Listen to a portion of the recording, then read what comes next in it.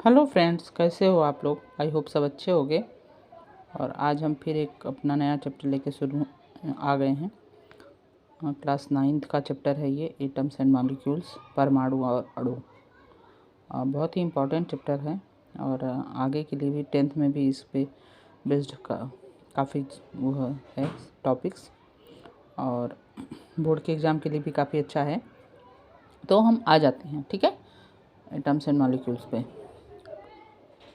तो जैसा कि हमें पता ही है कि हम देख रहे हैं कि एक ये दीवार है, और कोई भी घर है, कोई बिल्डिंग है, उसकी वो दीवारों से बनी होती है, और दीवार जो है वो ईंटों से बने होते हैं। तो किसी घर का बेसिक जो इकाई है, मूलभूत इकाई क्या है, वो ईंट है। ठीक ठीक ऐसे ही पदार्थ यानी मैटर का जो बेसिक यूनिट है वो एटम है, परमाणु।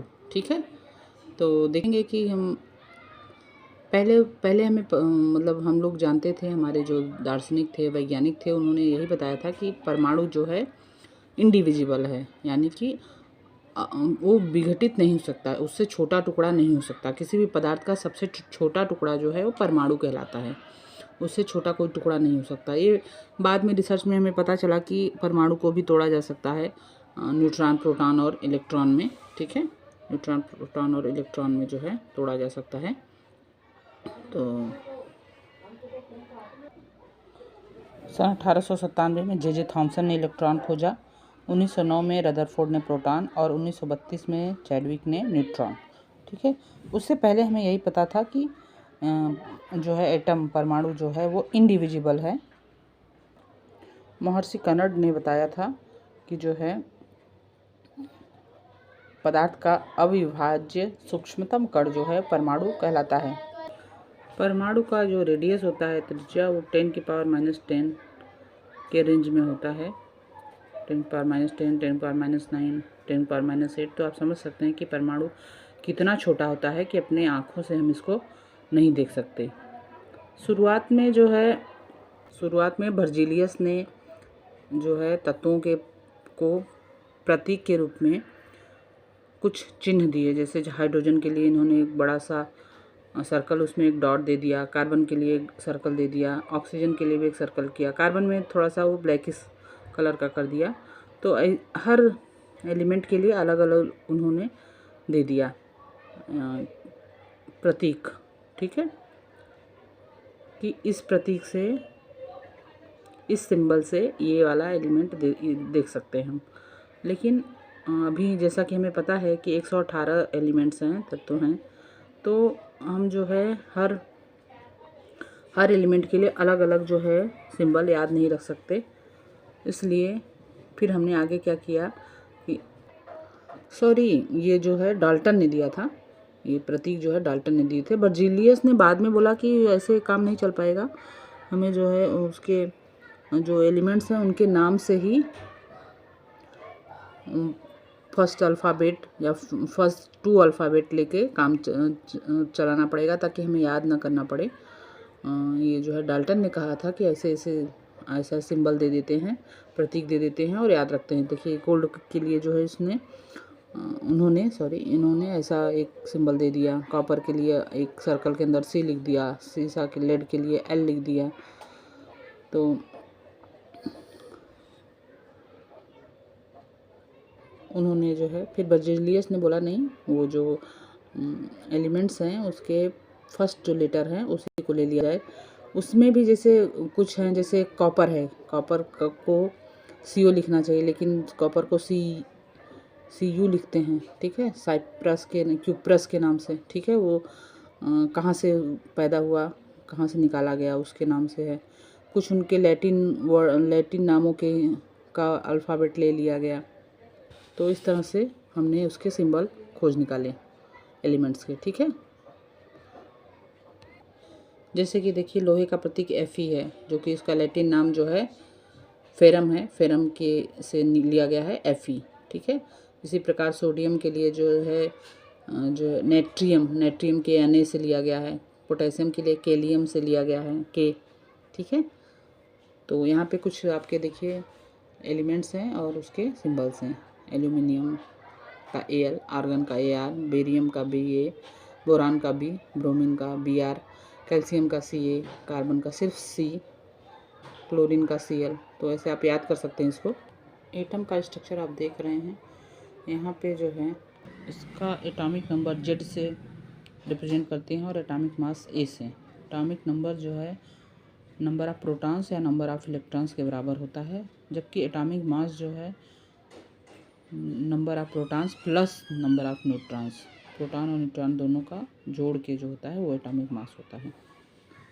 शुरुआत के कुछ एलिमेंट्स के एटॉमिक नंबर और एटॉमिक मास हम लोग याद कर लेंगे। देखेंगे हाइड्रोजन का एटॉमिक नंबर 1 है, एटॉमिक मास भी 1 है। हीलियम का atomic number 2, atomic mass 4। Lithium का 3 एटॉमिक नंबर है और एटॉमिक मास 7। बेरिलियम का 4 एटॉमिक मास है 9, ठीक है। बोरान का एटॉमिक नंबर 5 एटॉमिक मास है 11। कार्बन का 6 और 12। फिर इसका नाइट्रोजन का 7 और 14, ऑक्सीजन का 8 और 16, क्लोरीन का 9 और 19, नियॉन का 10 और 20, ठीक। अब हम इनका इलेक्ट्रॉनिक कॉन्फ़िगरेशन देख लेते हैं। एटॉमिक नंबर हमें याद रहेगा तो हमको इनका इलेक्ट्रॉनिक कॉन्फ़िगरेशन जो है निकालने में आसानी होगी। हमें देखना पड़ेगा कि इसमें जो है कितने ऑर्बिट या सेल हैं।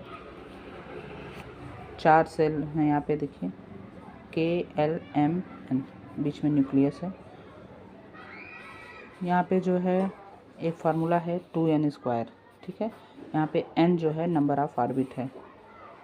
तो जैसे कि हाइड्रोजन में एक ही इलेक्ट्रॉन होता है, एटॉमिक नंबर 1 है, एक ही इलेक्ट्रॉन होगा, एक ही सेल होगी उसमें। तो हम देखेंगे कि यहाँ पे k आएगा, यहाँ पे n की वैल्यू अगर 1 रखेंगे तो 1 का स्क्वायर 1 और 2 × 1 2, ठीक है। तो पहली ऑर्बिट में जो है सिर्फ 2 इलेक्ट्रॉन हो सकते हैं। फिर उसके बाद हम दूसरी k सेल में चलेंगे तो n = 2 रख देंगे, 2 का स्क्वायर 4 हुआ, 4 × 2 8 हो जाएगा, ठीक है। L सेल में कितने हो जाएंगे 8 इलेक्ट्रॉन। फिर आगे हम आएंगे M सेल में, M में जो है n की वैल्यू 3 हो जाएगी, 3 का स्क्वायर 9, 9 × 2 18। तो M सेल में 18 इलेक्ट्रॉन रख सकते हैं। और इसी तरह जो है n में आएंगे हम तो 4, n की जगह 4 रखेंगे तो 4 का स्क्वायर 16, 16 दूना 32, 32 इलेक्ट्रॉन हो सकते हैं। तो किसी भी जो आपका एलिमेंट है उसके लास्ट ऑर्बिट में जितने इलेक्ट्रॉन हैं वो उसके वैलेंस इलेक्ट्रॉन कहलाते हैं, ठीक है। और उसको स्टेबल होने के लिए या उसकी ऑर्बिट कंप्लीट होने के लिए जो है कितने इलेक्ट्रॉन की ज़रूरत है या कितने इलेक्ट्रॉन लूज करके वो स्टेबिलिटी पा सकता है, वो उसकी वैलेंसी कहलाता है, ठीक है। तो जैसे कि देखिए हाइड्रोजन है, हाइड्रोजन के पास एक ही सेल होता है, ठीक है। और उसमें जो है एक ऑर्बिट में 2 इलेक्ट्रॉन हो सकते हैं, इसके पास एक ही इलेक्ट्रॉन है तो ये एक लेके जो है इसको स्टेबल होना चाहेगा। एक भी दे देगा तो इसका एग्जिस्टेंस ही ख़त्म हो जाएगा, एक ये लेना चाहेगा। जबकि यहीं पे देखिए हीलियम के पास 2 इलेक्ट्रॉन हैं, ये स्टेबल है, इसको न तो लेना है न तो देना है, स्टेबिलिटी के उस पे है, ठीक है। इसी तरह आप देखेंगे कि जो है ये लिथियम है, लिथियम का एटॉमिक नंबर 3 होता है।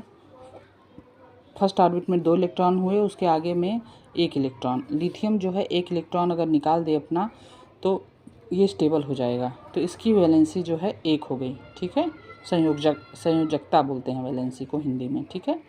संयोजकता इसकी 1 हो जाएगी, 1 इलेक्ट्रॉन लूज करने के बाद ये स्टेबल हो जाएगा, ठीक। ऐसे ही बेरिलियम में भी, बेरिलियम का 4 होता है। यहाँ पे जब ले आएंगे आप तो यहाँ पे लास्ट ऑर्बिट में 2 इलेक्ट्रॉन होंगे, दोनों को लूज करना होगा इसको, तब ये स्टेबल होगा, इसकी वैलेंसी 2 मानी जाएगी, ठीक है।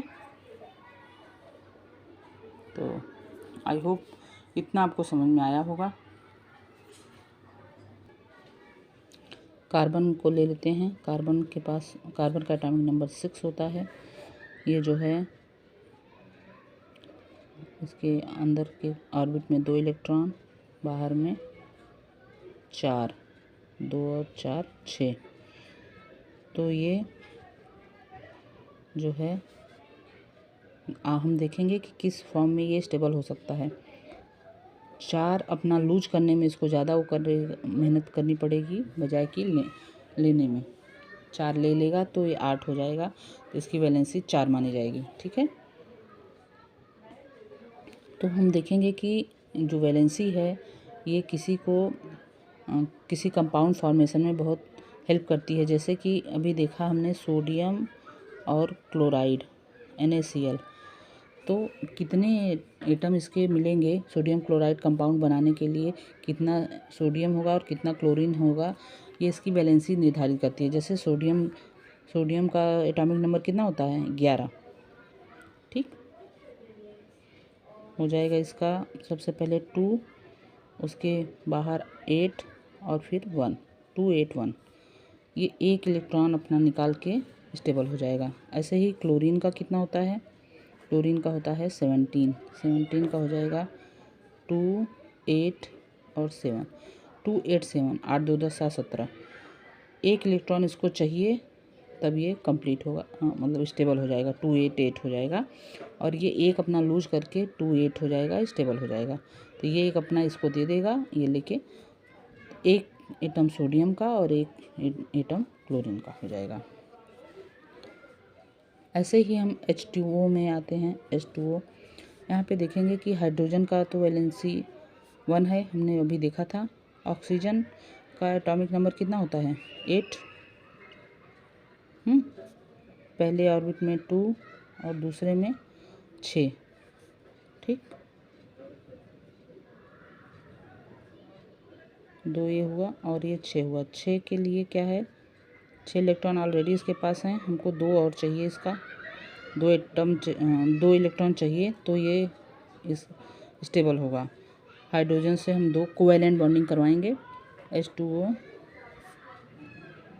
तो क्या करेंगे HO वैलेंसी 1 और 2।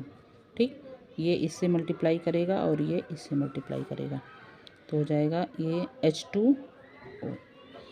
इसकी वैलेंसी इससे मल्टीप्लाई होगी और इसकी वैलेंसी इससे। ठीक, हाइड्रोजन की वैलेंसी 1 है, वो ऑक्सीजन से मल्टीप्लाई हुआ। ऑक्सीजन के कितने एटम होंगे ये इसकी वैलेंसी डिसाइड करेगी। ठीक है, ऐसे ही एक और देख लेते हैं। ऐसे ही देखते हैं एल्यूमिनियम और ऑक्सीजन। ठीक है, एल्यूमिनियम का होता है 13 एटॉमिक नंबर। ठीक, तो ये हो जाएगा 2 8 3। ठीक, और ऑक्सीजन का होता है 6, हमने देखा अभी 2 4। तो एल्यूमिनियम अपने 3 इलेक्ट्रॉन लूज कर सकता है, इसकी वैलेंसी कितनी होगी, एल्यूमिनियम इसकी 3 होगी और इसकी 2 होगी, तो 2। ठीक, ये यहाँ मल्टीप्लाई करेगा, ये यहाँ Al2O3। ठीक, ये फार्मूला हो जाएगा। आई होप आपको इतना समझ में आया होगा। चैनल पे पहली बार आए हैं तो चैनल को सब्सक्राइब करिए, अपने दोस्तों को भी शेयर करिए। मिलते हैं नेक्स्ट वीडियो में, तब तक के लिए बाय बाय।